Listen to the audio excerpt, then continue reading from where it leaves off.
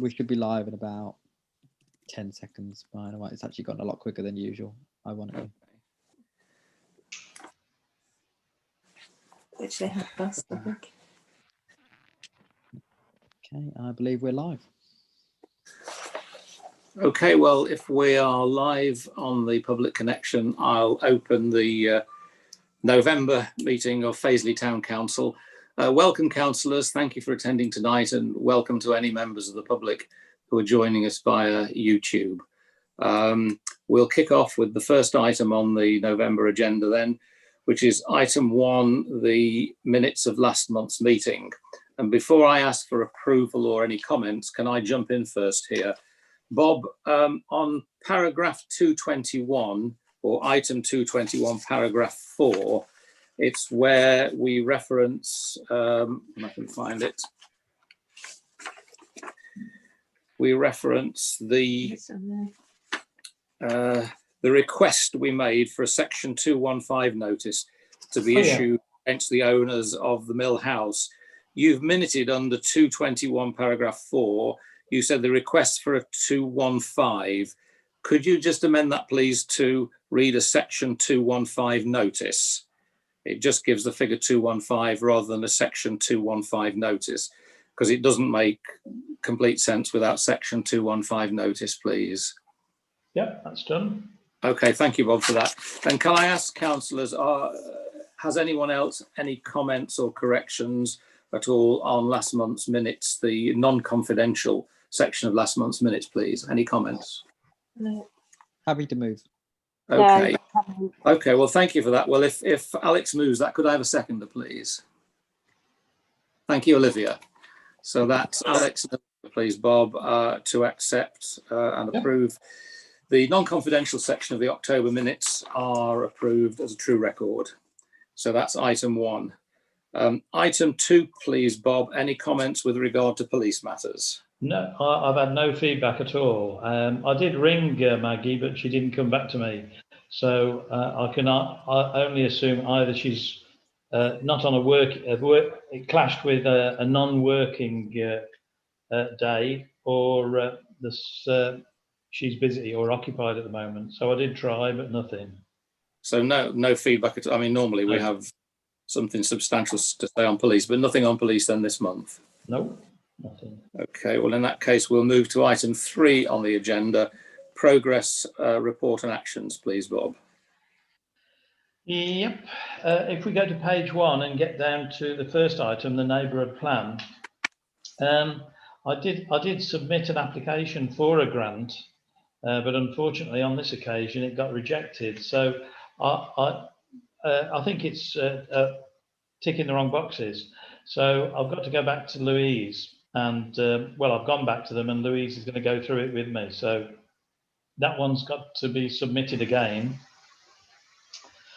The notice board, I always speak to Anke either on the day of our meeting or the day before to ask him how it's going, and he's told me that he's still waiting to agree the layout of the wall with his contractors.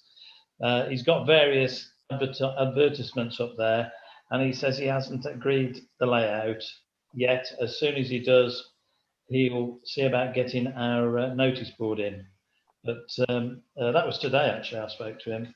And, okay. The painting, that's ongoing. As soon as we get an opportunity, we're going to kick that off again. Finish it off on the outside first of all. Yeah, but that's obviously not a winter issue, yeah. Yes, it's not a winter job. Going over the page to Clark's report at the last month, Remembrance Sunday, the War Memorial had some success there. In fact, at long last, the National Association of Memorial Masons came back to me with two companies. One of them has come back to me, a company in, I'm not sure where they are. I think they're in Cannock, actually.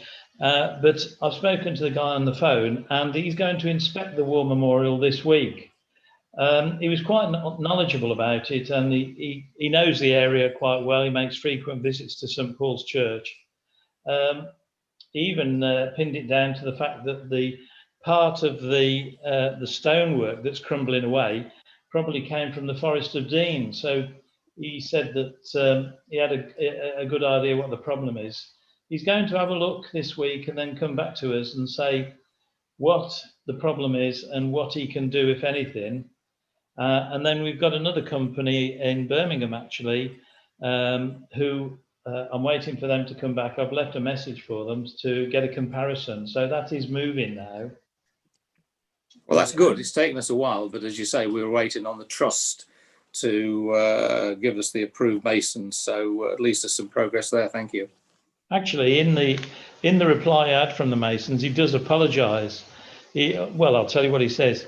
I managed to find the file with the correct details, but for some reason failed to send it to you. So that was the major reason why I haven't had the information, but at least the guy's honest and said up front he forgot to send it. So we've got it now anyway.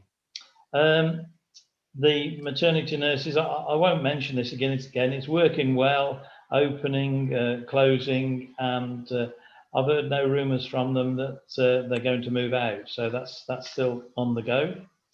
Regarding the bollards outside the jet garage, I've tried to chase up this, but I gather one of the major reasons is the supplier of the bollards hasn't dropped off the bollards on time to be fitted, but they're quite, the traffic management people there are quite aware that as soon as they get them, they're going to put them in. You know, also on that section, do mention the parking problem, which is on the Mile Oak side of the canal bridge at Fazeley, where these vehicles are parking on Lichfield Street outside the boathouse there, causing problems in the sense that traffic coming from Mile Oak have to go around these parked vehicles. And if you've got somebody coming from speed from the traffic island up over the canal bridge, and some of them literally take off as they're going up over that canal bridge, it's a high risk location. And in fact, I did report that I met the traffic management there, and one of these incidents did in fact happen while we were standing there. They've got a meeting with Alan White. I think it's on the 11th of this month, and they're going to see about funding to get something done about the lines there. And actually, I think, Mr. Mayor, you sent an email of support to Alan regarding the problem, in fact, outlining the problem and showing the concern that we've got for traffic coming from the Mile Oak way. Yeah, just to interject there, that's right. Since you told me what was happening with regard to traffic management, I've contacted Alan White directly, as not only as leader of the county council, he's our county representative, saying that I'm unashamedly requesting some of his area funding to help us with the cost of these white lines. I've not had a reply, which I'm not surprised about, but at least I've put my 2 pence in, asking on behalf of Fazeley Town Council, as our county councillor, could he please help us fund those extension of those yellow lines, pointing out the problem. And he would have received that, obviously. Well, I hope he's received it before his meeting on the 11th. So I hope that little bit of leverage helps matters, but we'll see. But thank you, Bob. Anyway, carry on. Okay. The only other thing I wanted to mention in the sense of a progress of a matter, which is regarding the Tolson's Mill site. And in fact, the new owners have already started putting up security fence in there to secure the site. So things are, although not massive movement, but at least they're spending the money on the security fencing and getting that installed. So we don't know any more about the prospect of them taking the mill house down before Christmas. That was projected, I think, from your initial during your initial conversation with them. Yeah. We don't know any more factual information in that regard, do we, Bob? No, not as yet. But I've got no reason to doubt the guy that he said, although you can't guarantee anything. When I did speak to him, he was very sure that he wants to get the properties developed and on the market. So he's definitely a sales marketing man. So I think he wants to get it moving. But no, I haven't spoken to him since. But the security fencing is pretty extensive there. Okay, well that's good news. Thank you. And that's it, really. Okay, thank you for that. I just want to jump back to the agenda and make an apology, councillors. Before we went to item 1 minutes, I should have asked for any apologies for absence and declarations of interest. We did speak about that informally before the meeting, so my apologies. Can we just go back to the town clerk, Bob, and ask if there are any formal apologies received this week? No, I've not received any. No. Okay, let me just note that. Other than, of course, Joe Atkins and Jean Dan, who we have repeat apologies. They don't have the internet connection. They're technically not able to join us via Zoom, so they're automatically excused, and we carry their apologies forward each month. But my apologies for missing that item prior to the first item of the agenda. So having covered that, we'll revert back to having done progress and report and actions, town mayor's announcements. Over the last few months, there's been little civic activity at all, but I can announce this month that yesterday, Margaret and I, as town mayor and town mayoress, did visit the War Memorial on an informal basis, no formal congregation at all, to lay a wreath on behalf of the town council at 11 o'clock yesterday. As we know, St Paul's was just going to hold a church service, not a congregation, at the War Memorial before lockdown, and Councillor Soubry, our Deputy Mayor, kindly offered to attend that church service. Margaret and I weren't going to attend this year for a number of reasons, but that, of course, under the new rules was cancelled, so the church service was cancelled. I'm pleased to say, although there was no formal arrangement, 20 to 30 people did turn up yesterday at the War Memorial, and a few laid wreaths after I laid one for the town council, which was very fulfilling to see them there. So there are a few wreaths around the War Memorial, including the one from ourselves, which I laid obviously on behalf of the town council. That's the only thing I have to say, other than the fact that on the 19th of October, and Bob will fill us in on this, Bob and I met with Mike Deegan, who is the gentleman who is assisting us with funding assistance for the town hall floor. And Bob and I, under COVID secure arrangements, met Mike Deegan at the town hall on the 19th, but we'll come on to that a little bit later on. So those are the two announcements I have to make today.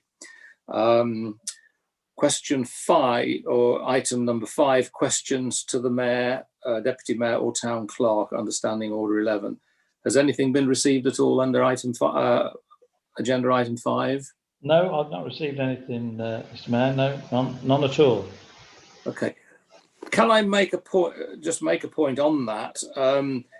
Rather than a formal question, I did have a member of the public, a parishioner, approach me a few days ago about putting our activities on the notice board, just to inform parishioners what we're doing on the notice board. I'm not going to name the person involved because it wasn't a formal question, but I had a thought about this. It may be that some parishioners are not aware of the fact that we are having these Zoom meetings now, and there is a public connection via YouTube to the non-confidential part of the meeting, and also the fact that, of course, we have the minutes of the meeting on the website. So I don't really want to reinvent the wheel by generating another publication stating what our business is each month. But if we put up a notice to the effect that on the notice board saying that we do hold the Zoom meetings and they are publicly connectable via YouTube, and of course the minutes are available on the website, what are councillors' opinion on that? Do you think that would be a good idea, just to put a note on the notice boards to that effect? Any comments, please? Yeah, that sounds a good idea to me. Okay, thanks, Nikki. I mean, does anyone have any alternative suggestions about putting activities on notice boards, or just to reference what we're doing through electronic media? No. Okay. Well, if councillors are happy, between the town clerk and myself, I think we'll put a notice up on the boards to the effect that people can connect to these meetings and the minutes are available. rather than to, generate another document praising what already exists on the minutes of the meeting. Brian, I So, might want to also add that that we post the link to the YouTube on our Facebook page, Fazeley Town Council. So that might be an easy way of someone finding it. YouTube can be a bit tricky, but yeah, both would be good. So if I'm right then, Alex, you're saying the link to YouTube is on our Facebook page and on the website? Website, Facebook page, and YouTube. I mean, they've all got Fazeley Town Council in their name. So you might want to just say we're holding virtual meetings the second Monday of every month at 7:30. You can find it by searching YouTube. No, you can't. Facebook. You can't. You need a link to watch the video live. You can only find it after. No, you can't actually, because I've just searched for YouTube, but you have to go through the Fazeley Town Council YouTube page itself. But it is there because I've searched it independently. Yeah, but can you see it because you're logged into the Town Council's dashboard? No, that was on my phone. I'm just trying to think of an easier way of wording it, Brian, so you can catch all the people. I just think to say search for Fazeley Town Council. I think that's the best way to do it. Alex, could I ask a favour? Could you, after the meeting, could you draft something that you understand it technically better than I do? Could you draft something and send it to me via email, and then between? I know what Olivia's saying. It's difficult to find it on YouTube. You need to kind of be a magician to get there. But I think I'll draft something for you, Brian, to make it easier. Okay, thank you for that. And then we'll put a notice on the boards to how people can connect into these meetings and also access the minutes from the website rather than generate a new page. But yes, if you can draft something that you technically understand that currently is beyond my technical understanding, Alex, that would be helpful. So thank you for that. So I thought it was just worth mentioning that, as it was an informal question to myself by a parishioner as to how to find out what we're doing these days, as there's no formal physical meeting. Right, thank you then. That's item 5. We'll go to agenda item 6, please, Bob, Clerk's report. Yep, not very much to report there, councillors. The town mayor's mentioned about our meeting at the town hall with Mike Deegan about the grants. One of the things that came out of that was that he was saying to us that if we can link in our grant application, bringing in some aspect of the heritage of the town hall or the town of Fazeley, that would definitely assist us, and also to get backup letters of support for the town hall from town hall users. Well, unfortunately, we're going through this lockdown and a virus problem, but I've spoken to a couple of them, and they're willing to do letters of support regarding use of the town hall. And I'm sure, in fact, Mike did talk about get 4 or 5, and I'm sure we'll have no problems with that. So that's already in motion to get that to Mike. I've had contact with a couple of companies regarding quotes for doing the building work. However, they've been cancelled on a couple of occasions purely because these builders have had demands on their time regarding their workforce and getting raw materials. So one of those has already been rearranged for next week. So we're following that up. Although bringing into the problem, a friend of mine basically who's in the building trade was telling me, and I did mention this to the town mayor and Councillor Margaret Holt on Sunday, was that he was telling me we've got to be very careful how we do this. Evidently, he'd got some experience. I've been back to him and spoke to him. He's got some experience where you're in a building and you take the floor out a metre deep.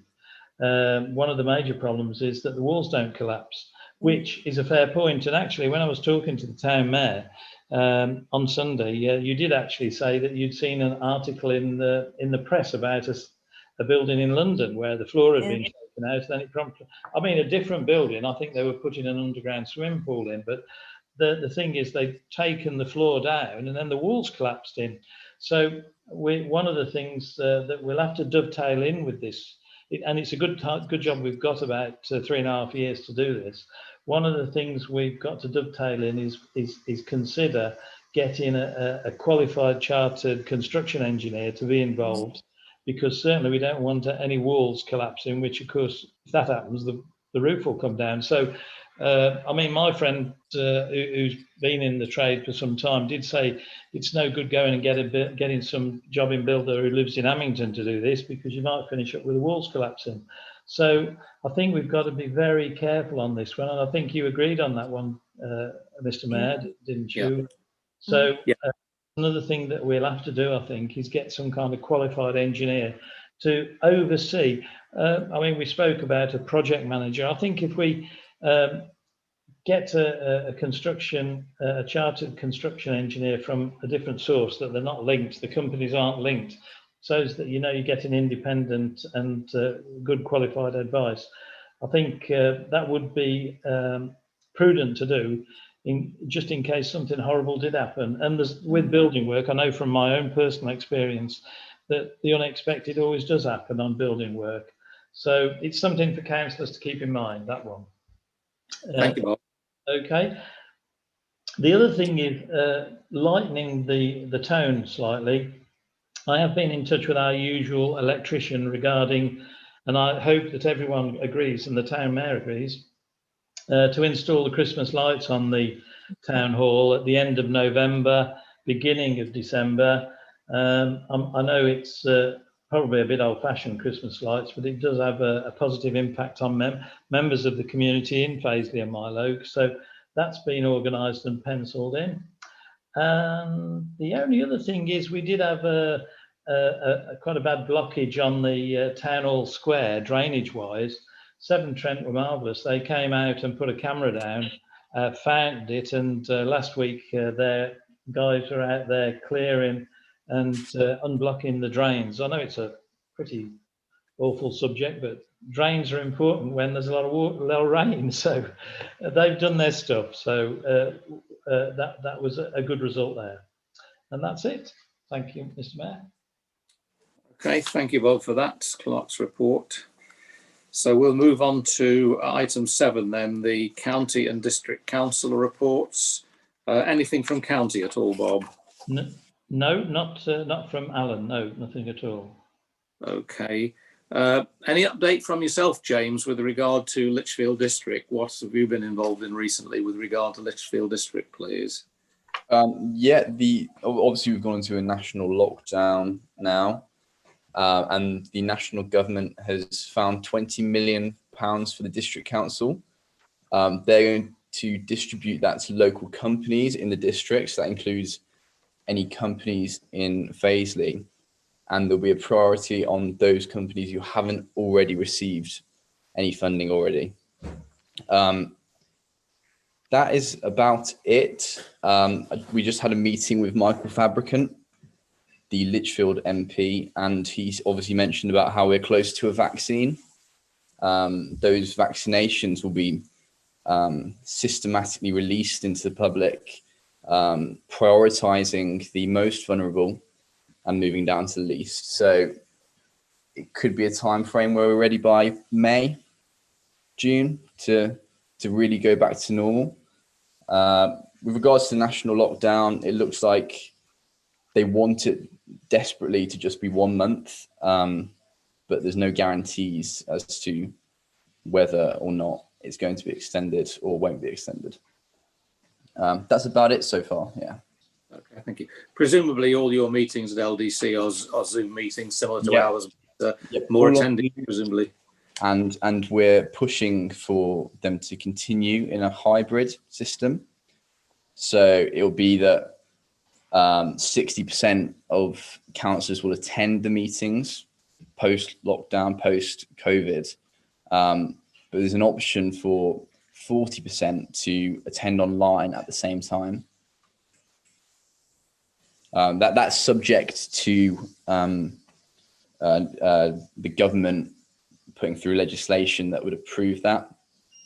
But it looks like the nature of meetings will change indefinitely now. I was going to say, so in the future, they may not just be physically attended meetings, they could have some virtual connection as well for people who can't physically get to the meetings. But this is all post-COVID. Post-COVID, I mean, if there's any form of restrictions, it's all going to be online. Okay, well, thank you for the update as our district councillor. James, thank you for that. Any other reports received, Bob, at all? No reports, no, none at all. Okay, well, thank you to that one for James anyway. So we'll now move on to item 8, planning, please, Bob. What planning applications have been received? Yeah, well, the first one is 27 Sambar Road, Fazeley. That's an application for a 2-storey side and rear extension to form garage, bedrooms and ensuite. Okay, that's the first.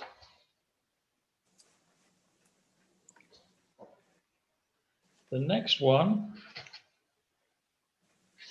is in your neck of the woods, Brian, Margaret.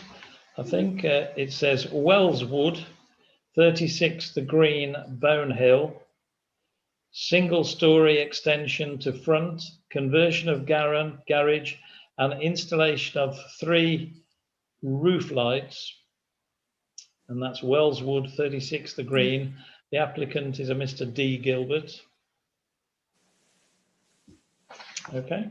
Thank you. Next one, been quite active actually.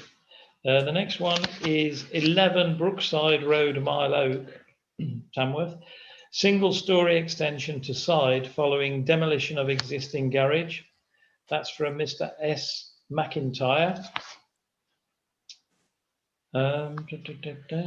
Then we move to Bourne House, 347A Lichfield Street, Fazeley. Single-storey extension to rear, replacing existing conservatory. That's from Mr. and Mrs. Marsden. And then we have, in Bonehill again, we've got 38 Park Lane, Bonehill. Erection of single-storey extensions to front and rear, and that's from Mr. I think you pronounce it DC or Desi. And that's it on the applications. Okay, thank you for that, Okay. Bob. Of course, we can't circulate the paperwork for obvious reasons. We're not physically around the table, but all of these are accessible on the Lichfield Planning website, aren't they? They are, yes. Wish to look at the details on any or all of those planning applications. So we're getting through this. Sorry, we're getting through items very quickly this evening. It's normally a much longer process, but unless there's anything contentious, we will keep on going. So item 9, correspondence, please, Bob. Yeah, Lichfield District Council. Sophie Carroll has circulated details of Lichfield District Council's guidance for lockdown, which is very important, very informative. We also have from someone new there, I think Philip Gillingham, and he outlines the heading is the media release is new Fradley roads to be given local history link. Philip again, changes to Friary Grange Fitness Suite increases capacity at the leisure centre. Then we're back to Esther Epstein, and she reports that Lichfield District Council are using telephone canvassers to encourage electoral registration. Back to Philip Gillingham at the District Council, and he says that Lichfield District Council surpasses the affordable homes target. New figures highlight affordable homes delivery success for Lichfield District Council. In fact, what it says, it's delivered 206 affordable homes as against a target of 158. This one's a leisure activity. Lichfield District Council again saying about opening and the use of the swimming pool there. Oh, an outline of Lichfield District Council services during lockdown. And that one. Right, and also Lichfield District Council are circulating quite a lot of information, reminding residents of the duty of care after there's been a rise in fly tipping. And after seeing a 60% rise in fly tipping instances across the district, we're asking local householders to be on the lookout for rogue traders who offer to remove waste for a fee, but then go on to dump it in some local area. Okay, evidently that's a bad problem. And this one came as a bit of a bombshell, actually. I never dreamt this one. Sarah Pierce, who is the Electoral Services Manager at LDC, she says, good afternoon. She says, I can confirm the recharges for the parish elections held in 2019 will be, and this is what will be invoiced, we will be invoiced for this, £6,568.37, which came as a bit of a bombshell. I never dreamt it would be that much. But that's the recharge that LDC will be sending to us for our election. You said election 2019, do you mean 2018? I'm reading what she's got here. She says held in 2019. What elections were those last? Am I losing it here? Were they? We've been going 2 years, haven't we? So we were. Yeah, that's right. They were 2019, and yeah, the years blend into one. Oh, okay, 28. Right, okay. They do blend into one. You're right, Alex. I would ask Bob. I mean, how can they break that down? Because I haven't done, but I have in the past asked for a breakdown. So, Alex, I will get a breakdown. I wouldn't suggest paying that without an analysis of where they get it from. Because I would suggest that we probably hire the hall to them anyway. Do we cross charge them the hire of the halls? We charge them separately for use of the hall. Yeah, but if they're already running a district election. I can't see how they cross charge the extra bit of paper. I know someone's got to count it, but I mean, it's an expensive counter. It is, yeah. Doing the wrong job. I mean, I think the administration is sort of spread across the parishes and the district, aren't they? I don't know how they proportion it, but yeah, I mean, yes, if we need a breakdown on that figure. But I know election is expensive, and I'm being very flippant, but I mean, it does strike me as disproportionately expensive. There's a lot of money. How does that compare with past back charges, Bob? Can you actually, Mr. Mayor, I haven't looked, but I know it's quite a considerably more. I do know it's more than I've never seen one that much before. I mean, certainly, if you don't mind doing a quick comparison, particularly when you get the breakdown, do a like-for-like comparison, because not that we're refusing to pay it, but we, as I agree with what Alex says, we need to make sure that we're being charged a reasonable amount for, our parish's proportion. Yep. I did describe it as a bombshell because it was a surprise when I saw £6,500. Okay. So I will get a breakdown and analysis. Yeah. Carrying on, we had some information come through from Harriet Mosley regarding the annual return for SIL, which I've sent off to her. And what it says in here is about the SIL amount for 2019-20, which happens to be £1,038. So that was a formality to send off the form and our bank details. Okay. I'll cover this one.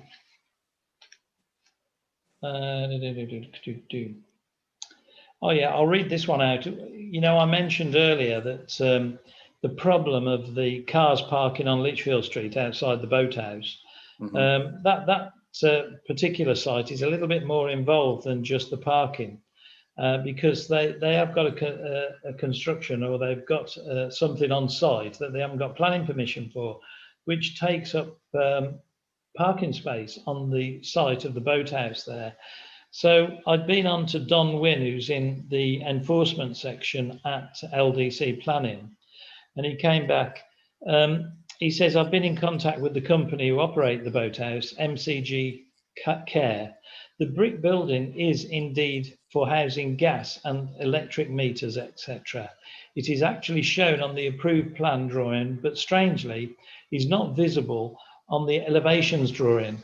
I think this may have been a deliberate omission by the architect to show the look of the main building, but this is just a theory. As long as it is shown on one of the approved plans, it is approved. It has been in situ since July 2016 and is visible on Google Street View, so would be immune from enforcement action. He goes on to say the campaign has been in situ since May 2017. It is not authorised, and I have informed MCG that if it requires planning permission, but that does not necessarily mean they will get permission. There Do you is want to take? yeah. Oh, sorry, Bob. Carry on. Shall I carry on? There is nothing I can do about the parking. As you say, they are not parked illegally, although parking on the approach to a bridge may constitute a dangerous position, but that would have to be assessed by the police and highways. That's done. But of course, he's now following up this shipping container actually that they've put there, which is taking up parking space. Well, that's good news, because he does say, if I understand that correctly, that they've put that there. It's taking up one parking space. They haven't got planning permission, so they're going to apply retrospectively, and it doesn't mean that they will get that planning permission automatically then. No. Okay, so well, that's news anyway, that enforcement are on top of that, and obviously they'll let us know the outcome. Yeah. Carrying on, Staffordshire County Council send out a newsletter regarding the Staffordshire archives, and also they send an outline of national COVID-19 restrictions. Also, we've had, I get the Staffordshire Parish Councils Association bulletin.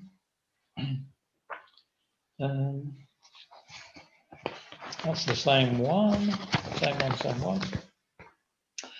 And the only other thing is I had an email come in yesterday evening, actually, and it's something that probably, Brian, you want to mention about grants, because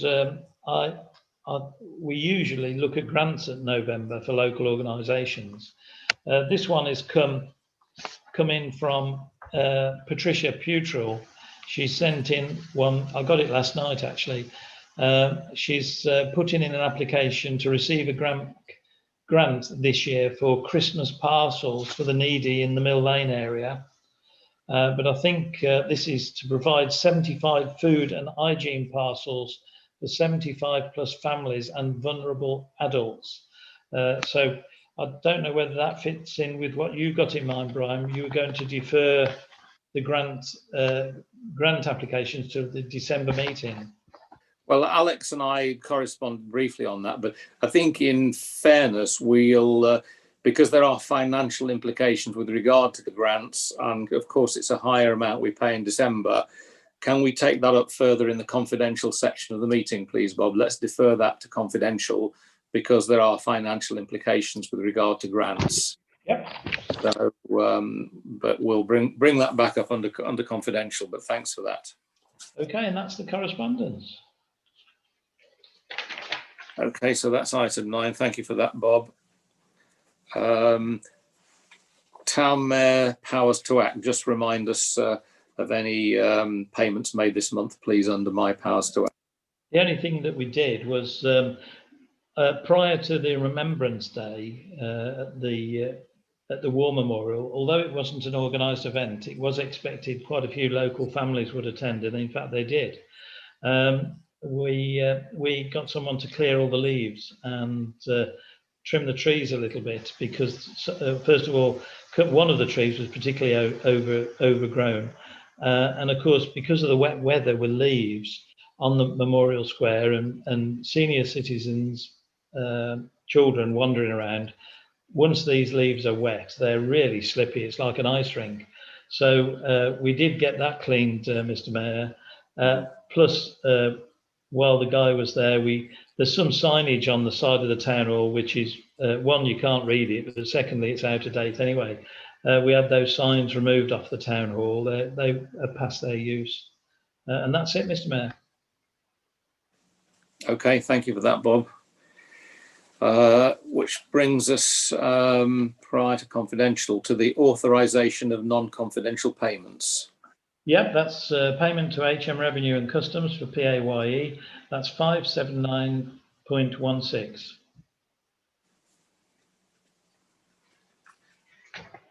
So that's HMRC. Yes, And is it just that particular, that's the only Yep. payment? that's the only one under that section. Okay. Just going off agenda for the moment before we go to confidential, we should have brought this up a little bit earlier, but I just wanted to confirm, councillors probably have noticed that we have had the hedges cut in the parish. The contractor was Lichfield District Council. We prefer to use Lichfield because of their competence and insurance related issues, but hopefully councillors will be pleased that with short notice, we only advise them with short notice, they got the hedges cut for us fairly quickly. So thank you to the street scene contractors for Lichfield District Council. We pay that, of course, but they did hold their price, did they not, Bob, for this? They did. They charged us the same as last year. They kept the same price as last year. Yep. Okay, so I just wanted to mention that in terms of hedges. Are there any other off-agenda items that councillors wish to bring up that are relevant to the non-confidential part of the meeting at all before we move on? Okay. No, I haven't got anything. Okay, thank you for that. Well, in that case, I'd like to thank any members of the public who have attended and listened to this meeting via the YouTube connection. It's been a little quicker, a faster moving meeting this month than others. It depends what subject matter there is, but we do now come to the end of the non-confidential part of the meeting. So I would like to thank members of the public for their attendance, and we will hopefully, you can connect to us back again in December. Could I ask our competent technician please to disconnect the public feed? Thank you. Is that Alex or Olivia to disconnect the feed? That will be. Yep, it's